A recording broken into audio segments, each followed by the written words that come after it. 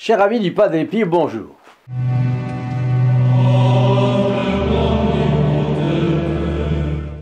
Nous nous retrouvons autour du Pas des Pies et autour de Notre-Dame de Paris. Vous savez que l'homme a une faculté d'adaptation plus ou moins indéfinie, et de là nous vient la tendance à nous habituer à tout. Et c'est pourquoi il y a des sujets qu'il faut bien décrire sous peine d'avaler le poison de la révolution culturelle en marche qui guette chacun de nous. Alors autrefois on parlait de la garde du cœur. Autrement dit, avoir l'attention aiguisée pour ne pas tomber dans les pièges que le diable nous tend au jour le jour. Dans l'évangile de la Passion, à travers les apôtres, notre Seigneur nous donne cet ordre: veillez et priez.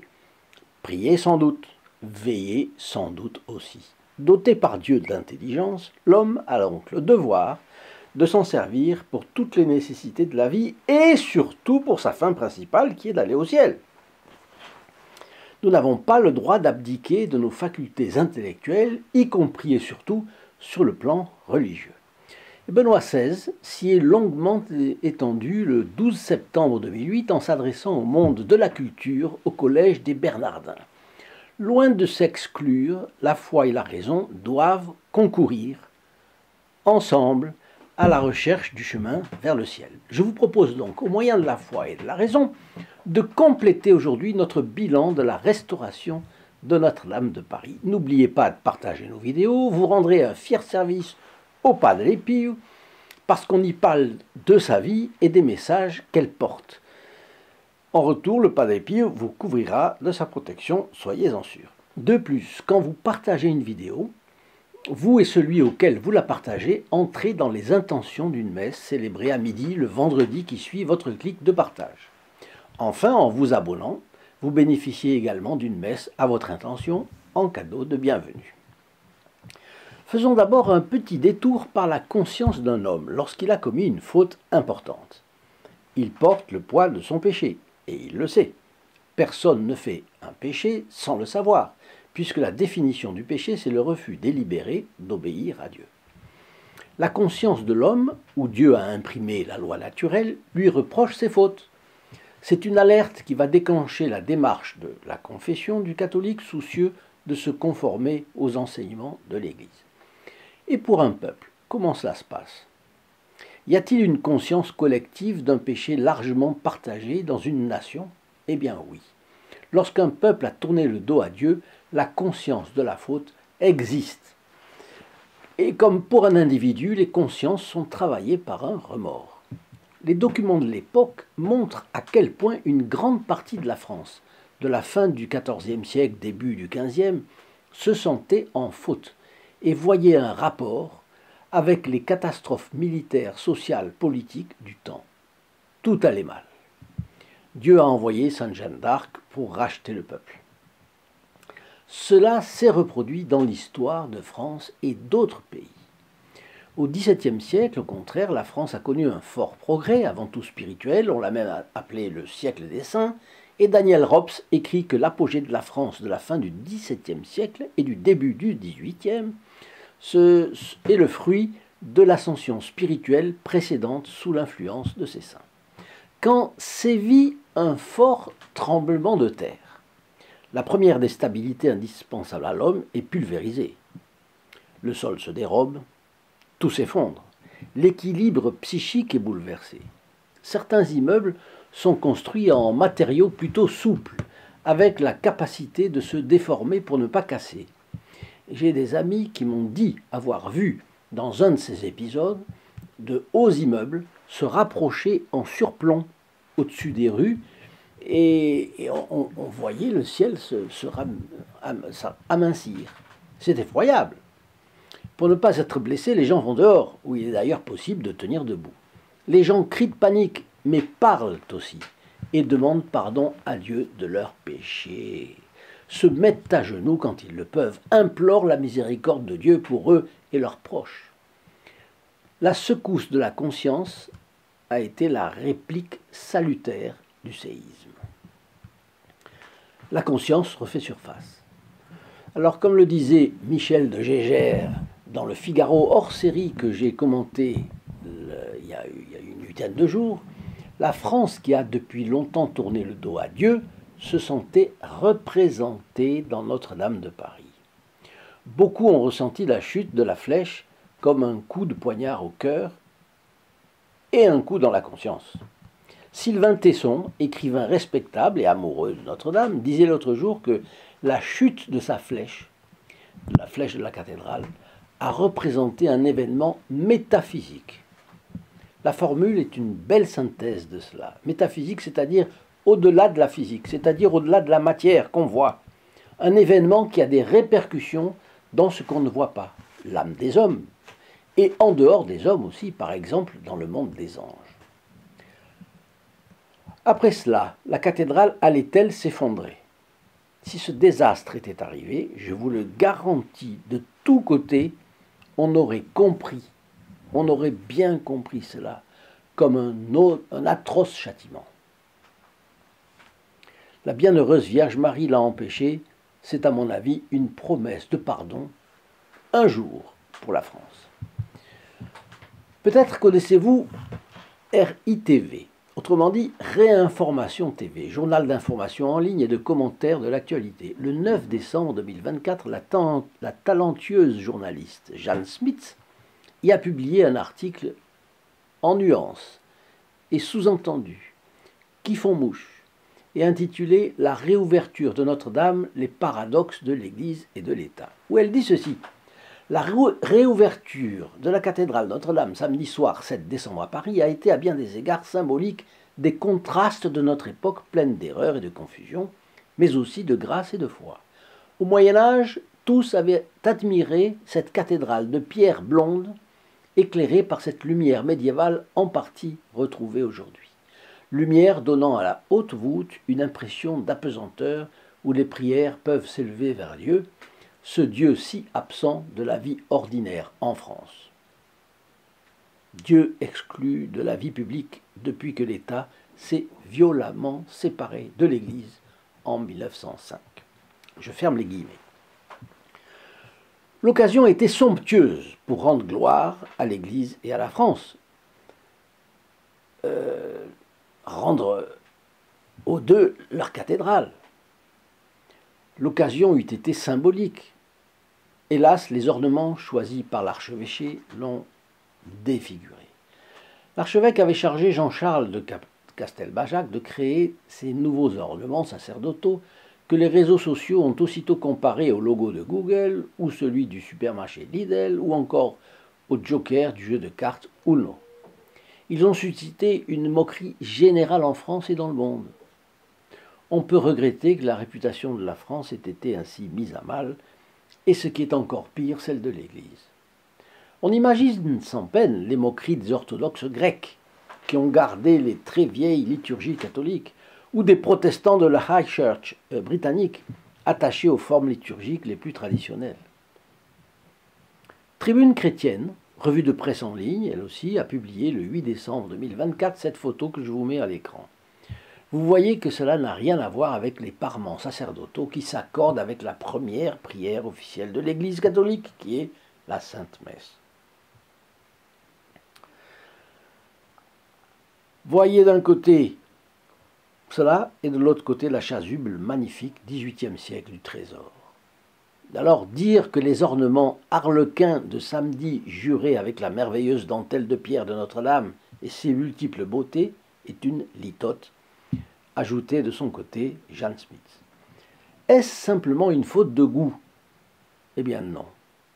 Il faut analyser ces choses pour ne pas laisser entrer en nous la révolution culturelle. Savoir pourquoi une chose est bonne ou mauvaise. Pourquoi une chose est belle ou laide. Le trésor de Notre-Dame est abondamment pourvu d'ornements sacerdotaux, magnifiques, chasubles, chapes, dalmatiques, de toute beauté, brodés d'or ou d'argent ou des deux. Des ornements conçus pour honorer ce Dieu qui vient sur l'autel à la consécration. Selon la théologie catholique immémoriale, c'est un dogme de foi, Dieu descend sur l'autel, notre Seigneur Jésus-Christ descend sur l'autel, avec son corps, son sang, son âme, sa divinité. Au fil des siècles, la tradition de l'Église a distillé donc ce qu'il y avait de plus beau et de la meilleure qualité pour célébrer la Sainte Messe, en particulier à Notre-Dame de Paris, Pensez aux habits sacerdotaux portés par saint Vincent de Paul, saint François de Sales, le saint curé d'Ars, qui voulait les habits les plus pauvres pour lui, mais les plus riches pour le culte de Dieu. Pensez au Padre Pio, s'il était venu à Notre-Dame de Paris pour y dire la messe, dans quelle ambiance de sacralité aurait-il célébré, n'est-ce pas?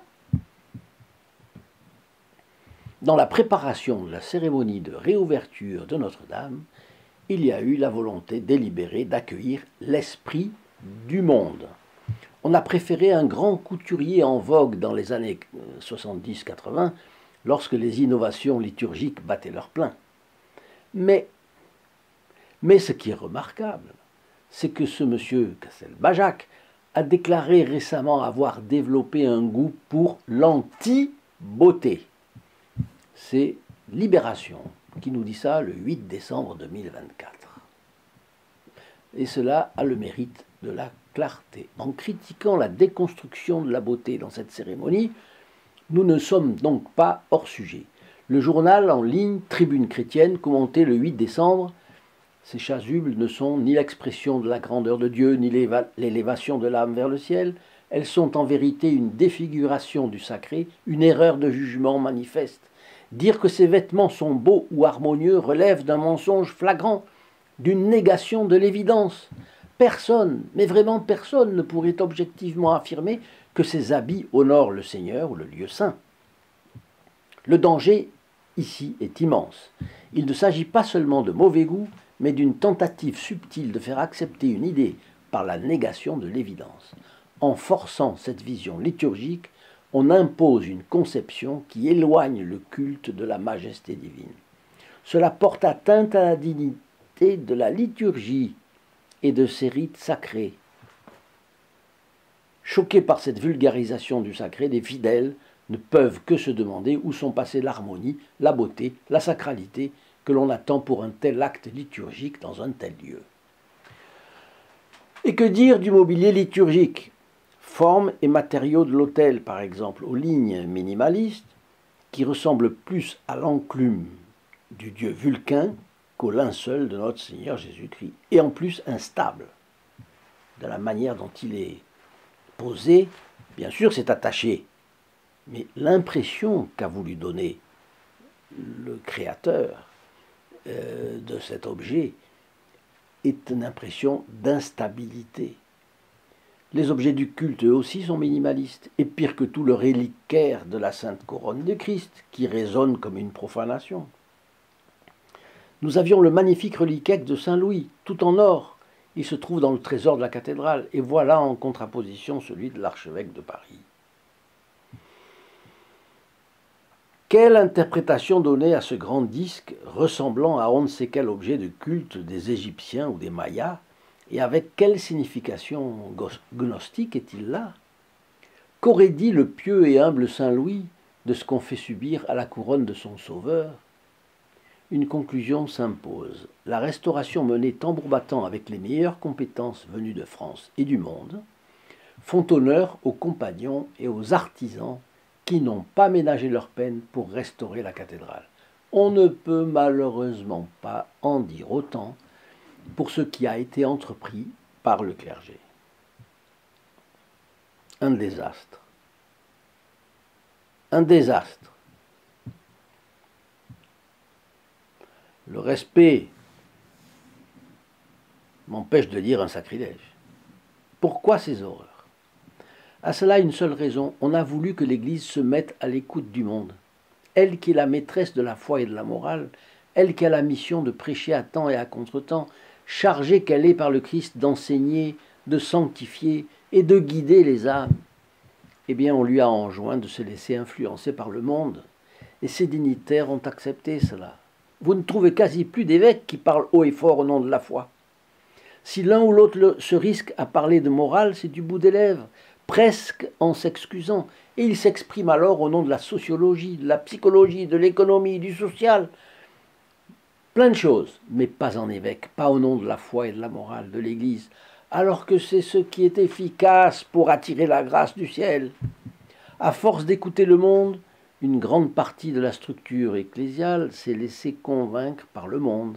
Elle a épousé des idées du monde, sa mentalité a changé, ce n'est plus celle de héros de la foi. Je pense qu'il est patent que cette réalité est la plus triste de toutes les tristes réalités d'aujourd'hui. Qu'ont-ils fait de la Sainte Église de notre Seigneur Jésus-Christ? Nous pensons à ce que disait le Padre Pio sur la crise de l'Église. Dans les châtiments prédits par Notre-Dame à Fatima, ce qui sera grave, ce sera la crise de l'Église. Tout le reste, guerre, pandémie, famine, tout cela sera secondaire. Remarquez que nous avons eu la pandémie, nous avons les guerres, et la famine pourrait venir après. Le grave est la crise de l'Église. C'est ce que le Padre Pio avait dit à son ami, l'exorciste de Rome, le Père Amorth. Et il y a aussi cette prophétie de Saint-Nil que je vous commentais un jour. Dans ces temps, les évêques ne sauront plus distinguer leur droite de leur gauche en matière religieuse. Nous y sommes. Il est donc extrêmement regrettable qu'on n'ait pas su faire la distinction entre ce qui est beau et ce qui est laid. Saint Thomas d'Aquin et Saint Bonaventure ont qualifié et défini ce qui faisait la beauté. Il y a des règles objectives de la beauté et elles se trouvent dans le trésor doctrinal de l'Église. Il est dommage que l'on tourne le dos à ce trésor. On voudrait être dans le vent, mais être dans le vent, c'est une ambition de feuille morte, tout le monde le sait. Castelbajac était en vogue dans les années 70-80. L'histoire ne retiendra pas comme un fait glorieux cette exhibition genre défilé de mode qu'il nous a imposé. Notre siècle n'est généralement plus capable de créer du beau, car pour cela il faut d'abord l'amour de Dieu. Donc en attendant que Dieu envoie de nouvelles grâces pour cela, ayons l'humilité de reconnaître cela et de cheminer dans les pas de nos anciens. Voici qui renvoie cependant en creux à un véritable miracle au cours de ces 5 dernières années. Malgré l'entente entre les hauts représentants de l'État et l'archevêché de Paris, nous avons échappé au pire. Vous vous en rappelez, Notre-Dame fumait encore qu'Emmanuel Macron proposait d'assortir sa restauration d'un geste contemporain. Et les projets les plus laids et farfelus de nouvelles flèches ont surgi du cerveau malade de cabinets d'architectes à l'affût d'une bonne publicité et de grands bénéfices. Vous les trouvez sur Internet, cela fait tourner de l'œil. Un groupe de catholiques appartenant à la Société de défense de la tradition, famille et propriété a parcouru les grands carrefours et les rues de Paris et des grandes villes de province pour stimuler l'ardeur de ceux qui souhaitaient la restauration de Notre-Dame à l'identique. Je vous en mets quelques photos. La commission du patrimoine et de l'architecture s'est aussi fermement opposée au remplacement de la flèche et des vitraux par Viollet-le-Duc par les structures contemporaines, etc. Et enfin, M. Didier Rickner, très représentatif dans les milieux artistiques, fondateur de la Tribune de l'Art, qui s'occupe d'histoire de l'art et du patrimoine occidental du Moyen-Âge jusqu'aux années 1930, a lancé une pétition de 145 000 signataires contre la substitution des vitraux de Viollet-le-Duc par des créations contemporaines. Je pense ainsi avoir répondu aux questions d'Anne-Françoise, Geneviève et Rodolphe, de Pascal, Claude, Céline, Janine, Martine, Emmanuel, Alain, Marc aussi. Enfin, au moins une grande partie des 270 commentaires reçus. Rodolphe a d'ailleurs trouvé le mot adéquat quand il m'a écrit « Le design ne s'accorde pas avec la cathédrale ». Eh bien, c'est ça le mot « s'accorder ». Avec Notre-Dame, ce qui s'accorde, c'est tout ce qui porte l'esprit médiéval. On a prouvé lors de cette restauration que Viollet-le-Duc avait parfaitement compris l'esprit du Moyen-Âge et que, lorsqu'il a été obligé de créer quelque chose qui manquait, il avait trouvé les formes et les accords adéquats. Céline me dit qu'elle a trouvé la cérémonie inadmissible et les couleurs revêtues par les célébrants indignes. J'irai plus loin dans le raisonnement. Pourquoi inadmissible ? Pourquoi indigne? Parce qu'au lieu de s'accorder, comme disait tout à l'heure Rodolphe, au lieu de s'accorder avec le but de la cérémonie, évidemment, qui est de faire descendre le Christ sur l'autel, et au lieu de s'accorder avec l'esprit médiéval qui tapisse la maison de Dieu, la cathédrale, ce design se serait accordé avec Ikea, mais pas avec le Moyen-Âge. Ce design jure avec le Moyen-Âge. Je dirais avec plus de propriété qu'il jure contre le Moyen-Âge, contre l'esprit du Moyen-Âge. qui était là. Ce sont deux choses qui hurlent de se trouver ensemble pour reprendre les mots fameux d'un pape, Léon XIII ou Pie XI, concernant le catholicisme et le socialisme. Encore au XIXe siècle, on cherchait l'harmonie des formes, des structures, des couleurs, des sons. Parlons des sons, c'est l'harmonie et la mélodie qui font la belle musique. Elles étaient absentes ce jour-là. Que l'orgue ait produit de la cacophonie a bien sûr été dû à l'organiste et pas aux orgues. Avec un ordre, on fait ce qu'on veut. La question, c'est le compositeur et puis la manière de jouer. Bon, on a pris des compositeurs qui faisaient de la cacophonie, qu'est-ce qu'on va faire? Et l'organiste a fait l'objet d'une polémique terrible il y a quelques mois aussi, parce que Monseigneur Ulrich a renvoyé le titulaire des orgues pour prendre celui-ci. L'ancien était-il plus conservateur? C'est possible, mais enfin. Passons aux vitraux. Ils n'ont pour l'instant pas été substitués. Ils ont été nettoyés, évidemment, ça donne une autre couleur, c'est sûr, la couleur du Moyen-Âge. Rien pour l'instant n'a changé dans les vitraux. Par contre, on a vu apparaître des tableaux qui n'ont rien à voir avec l'esprit surnaturel de Notre-Dame de Paris et qui représentent l'introduction de l'art dit contemporain dans l'auguste cathédrale. Je vous mets 3 photos qui ont été prises par un ami il y a quelques jours. Une autre chose a changé. La lumière artificielle à certains étages de la nef. Par contre, les couleurs des chapelles restaurées par Viollet-le-Duc ont certes changé puisqu'on les a nettoyées de la couche de crasse qui les recouvrait. Depuis Viollet-le-Duc, on n'avait jamais vu Notre-Dame de Paris comme elle est aujourd'hui, avec toutes ses couleurs. Plus colorée que vous ne la connaissiez, évidemment.